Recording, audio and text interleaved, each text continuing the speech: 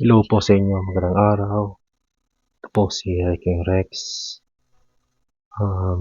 Bagong channel ko ito na ginagawa ko ngayon.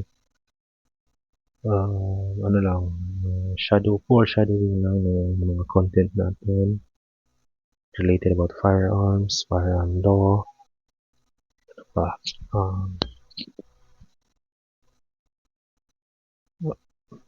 Hindi ko sure sa prep, hindi kasi ako well prepared. Siguro ano lang, about gun safety, about guns, ano pa, own strategy na to mga idol, hindi ko to professional. Tsaka ano lang, pwede rin tayo maging kritiko, pwede rin activism. So for now mga idol, ito lang masasabi ko na meron bang possibility na civil unrest sa Pilipinas ngayon?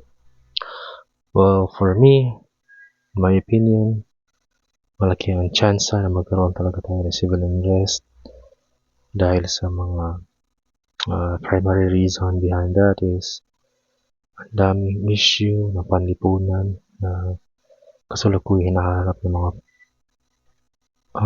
Pilipino, especially ngayong administrasyon. So marami ang hindi satisfied and it might result to a obvious display of discontentment. So and syempre kapag mayroong pag-aaklas, mayroong a little bit of violence, that violence pwede siyang lumaki. So yun lang yung nakikita ko ang pwede mangyari dyan. So ako bilang isang Pinoy, ayokong magkaroon tayo or ako mismo yung sarili ko na naging biktima ng mga violent riot, yung mga violent na pag-aalsa. At huwag naman sana mangyari, baka magkaroon nga ng civil unrest sa Philippines at maging lawless yung mga tao. So sa mga panahong ganyan, dapat handa tayo. Ako, for myself, meron akong mga precautionary measures kapag lumalabas ako. Kasi, yun ko, but sa tingin ko ngayong administrasyon ang daming kumakalat na masasamang tao. Masasamang loob, maraming mga tulisan. Kalawat kanan mga pinapatay ng mga nasinite. So, I don't want to become a statistics. I don't want to become a victim. So, pag lumalabas ako, meron akong kill. Ito yun mga guys.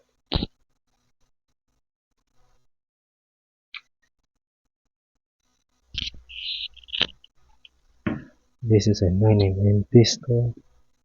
I will make soon another video showing you guys what I'm carry, what is inside my bag, and also probably I'll show the display of how to prevent